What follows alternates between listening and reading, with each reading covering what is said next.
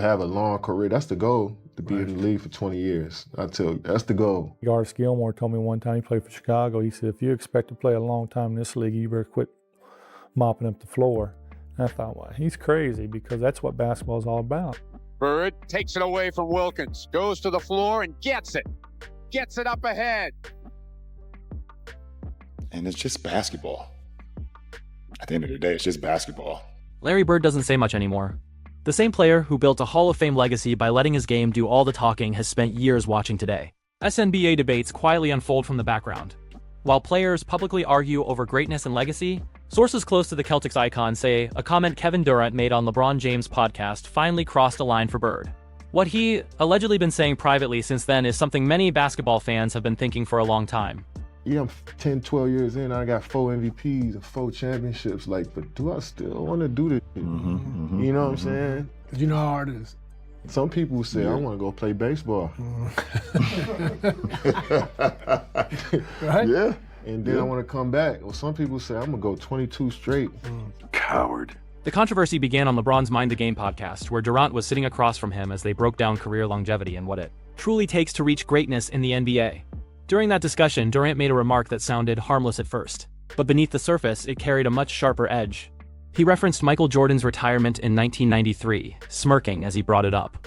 Some people say, I want to go play baseball, Durant said, delivering it with a knowing expression, while LeBron immediately burst into laughter.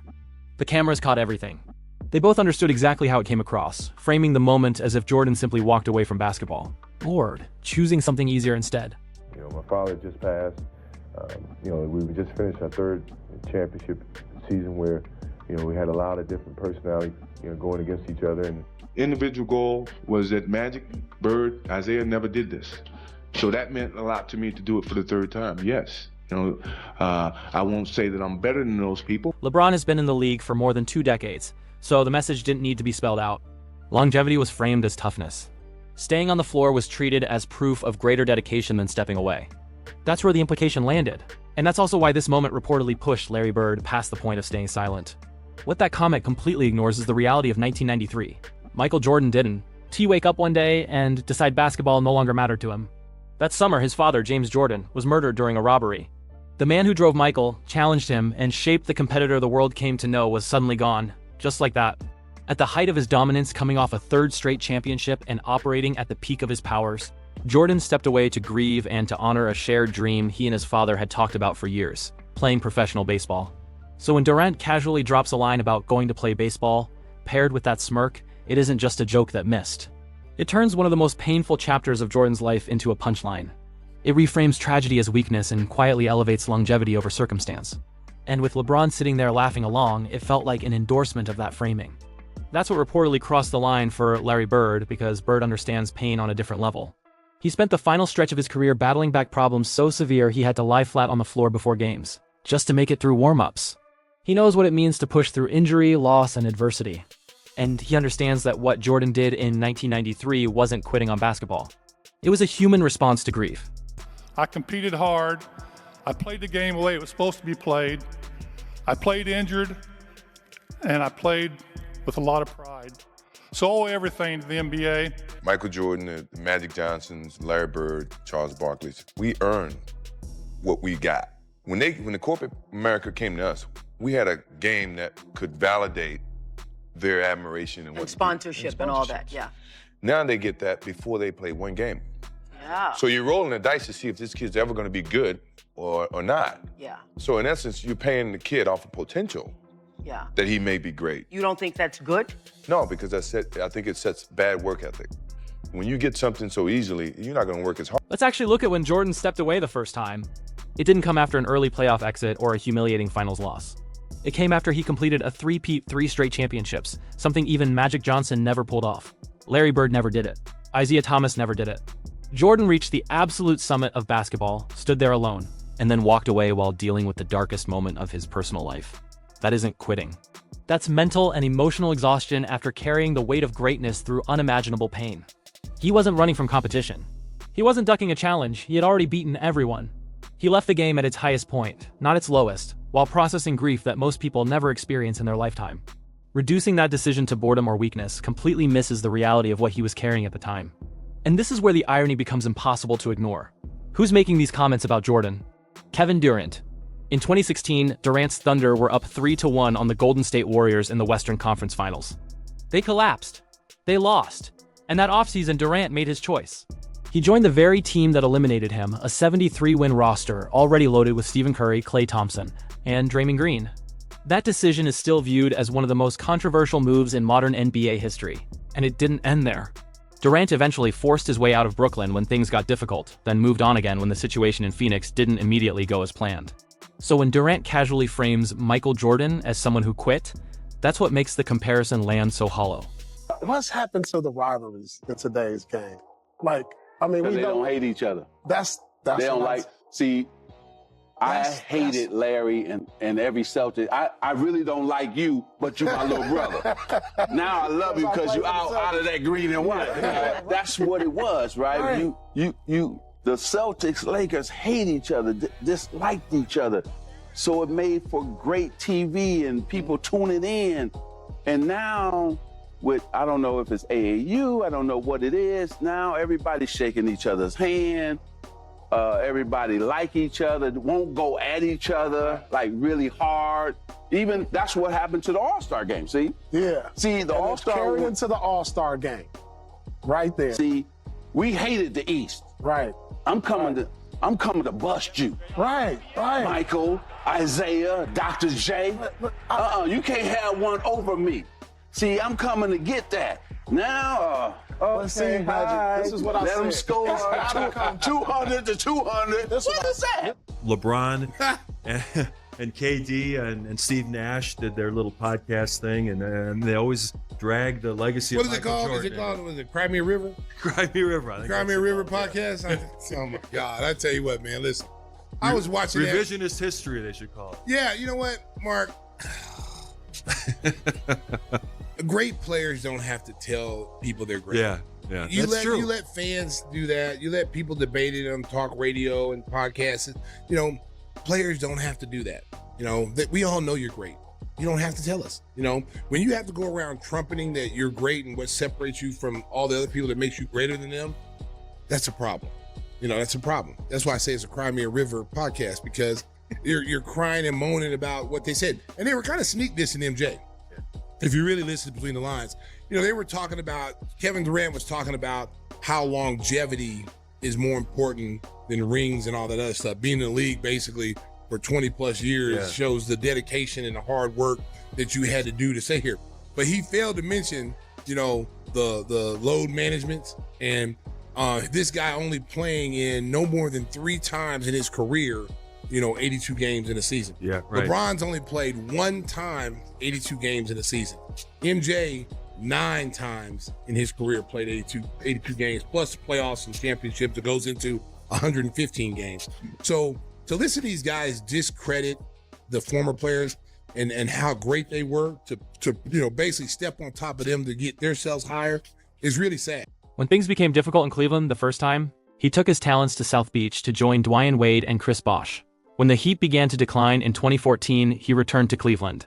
When that chapter eventually ran its course, he moved on to Los Angeles. Each time adversity appeared, there was an exit available, and LeBron took it. And to be clear, there's nothing inherently wrong with changing teams. The league is a business.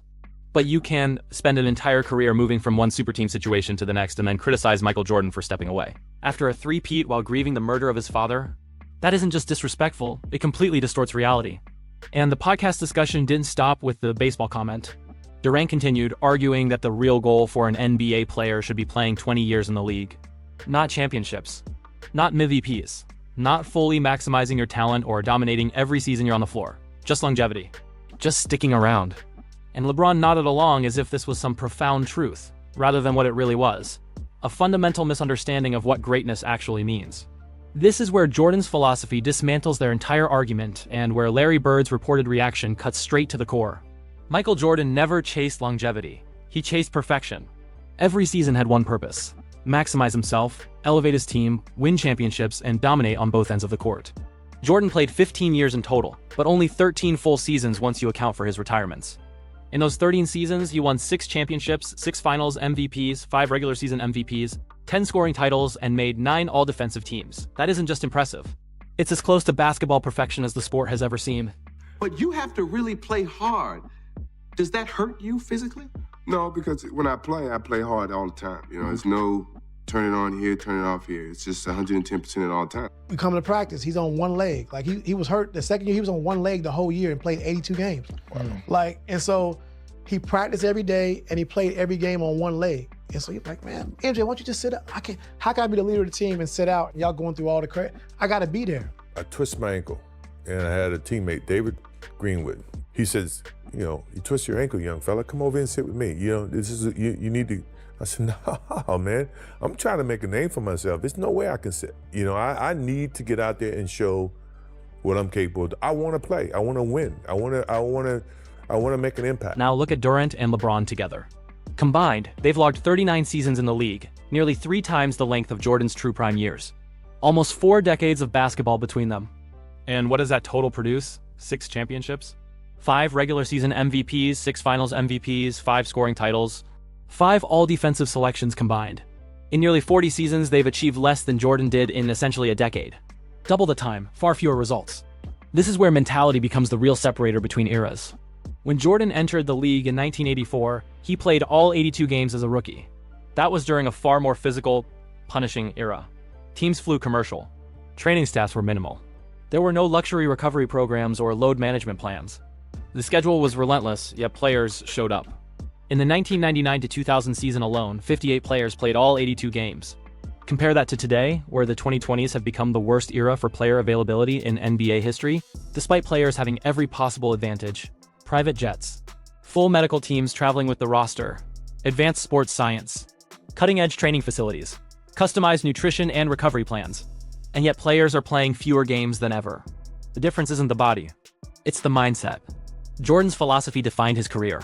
He believed being an NBA player was a privilege, not a burden. He understood fans worked hard for their money, saved up for tickets, and came expecting to see the best compete. Sitting out while earning tens of millions because of fatigue wasn't acceptable to him. Jordan respected the game. He respected the fans who made his career possible. Like you mentioned a little bit about today's game, because we had Clever on here and he talked about load management. He said, I don't know what the hell that is. Where is it going? And that's number one. And number two, how do we get it back? Even for me, I love the NBA game, but then I turn on to a game, right? And then the stars are not playing because of load management. It's hurting the game.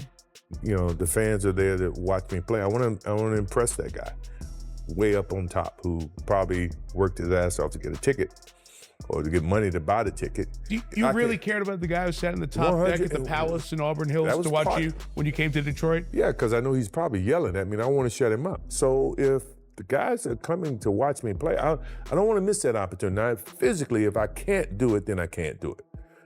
But physically, if I can do it, and I just don't feel like doing it, that's a whole different lens. There's a well-known story from early in Jordan's career about him twisting his ankle. A teammate told him to sit down and rest, but Jordan refused. He said he was trying to make a name for himself, that he needed to show what he could do, that every moment on the floor mattered. He wanted to leave an impression, not protect himself. That mindset never changed. Even when he became the biggest star on the planet, he still showed up for the fans sitting in the cheap seats at the very top of the arena. LeBron James has played a full 82-game season exactly once in his entire career. Once in more than 20 years. Players like Larry Bird, Kobe Bryant, Tim Duncan, and even Allen Iverson did it multiple times without hesitation. And this is where load management becomes so damaging. When the league's biggest star sits out, it sends a message. If LeBron can rest, why shouldn't everyone else? That attitude trickles through the entire roster. Role players start taking nights off. Bench players follow suit. Eventually, the whole league absorbs the idea that regular season games don't really matter unless it has the playoffs. Fans are the ones who pay the price. They spend premium money on tickets, show up to the arena, and end up watching stars sit in street clothes on the bench. Kevin McHale once summed it up perfectly when he said the league felt different when Jordan was the face of it, because he set a different standard. When Michael Jordan played, players showed up, they competed. They played through injuries because that's what was expected. Jordan himself missed 64 games one season with a broken foot. Team management wanted to shut him down completely. He refused. He came back on limited minutes just to be on the court, and when games reached the final seconds, he demanded to be in. Not because he was chasing numbers or padding a resume, but because he couldn't live with the idea of letting his teammates or the fans down. What do you think of when you hear the term load management thrown around?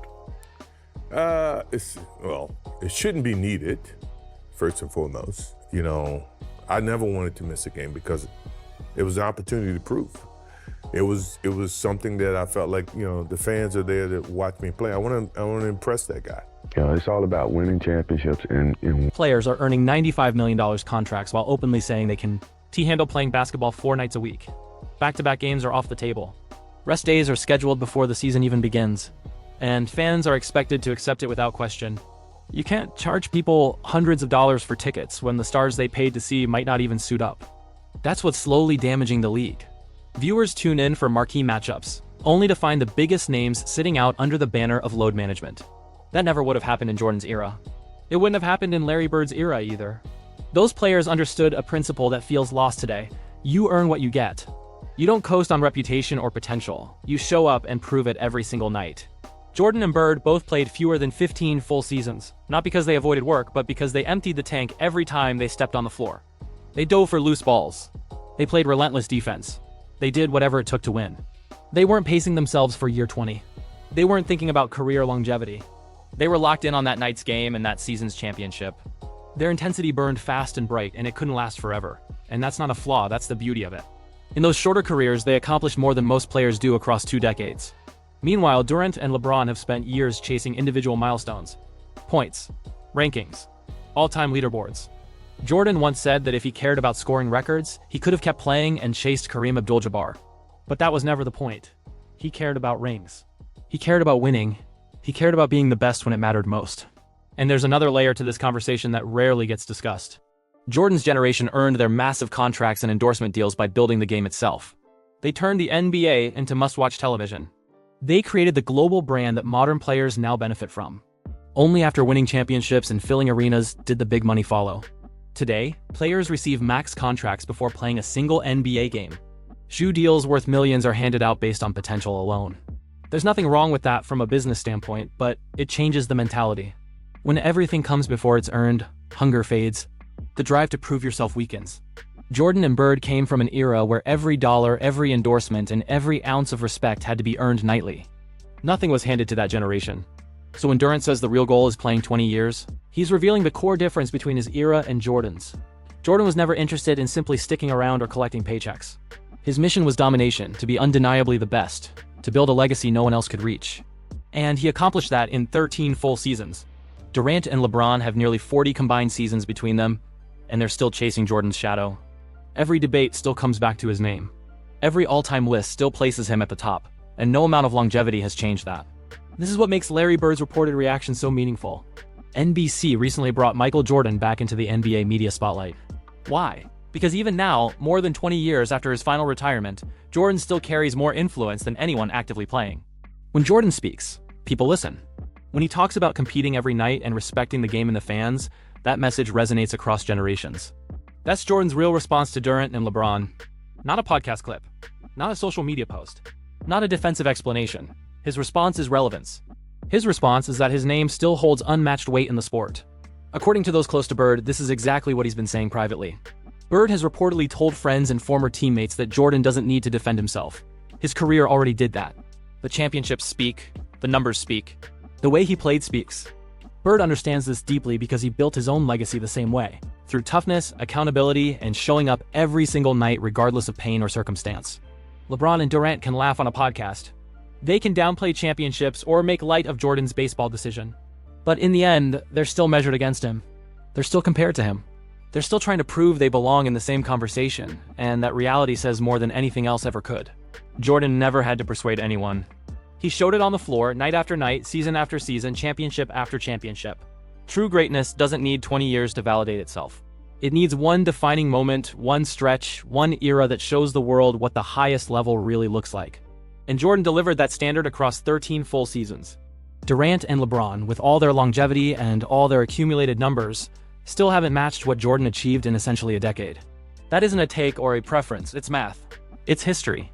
So yes, Michael Jordan already responded to Kevin Durant and LeBron James, and Larry Bird is firmly in his corner. They didn't need to mention names to do it. Their legacies did the talking. Their mentality did the talking. Their approach to the game did the talking. That's the response, and it's louder than anything that could ever be said on a podcast. Louder than excuses about load management. Louder than arguments about longevity. Louder than jokes about baseball. Because when the dust settles and the record books close, Jordan is still at the top, and everyone else is still looking up, trying to understand what it was like to reach that level. If you think today's NBA has lost its way, hit that like button. If you believe players need to start respecting the game and the fans who make it all possible, drop your thoughts in the comments. And if you want more real breakdowns on what's actually happening in basketball, subscribe, because this conversation isn't finished.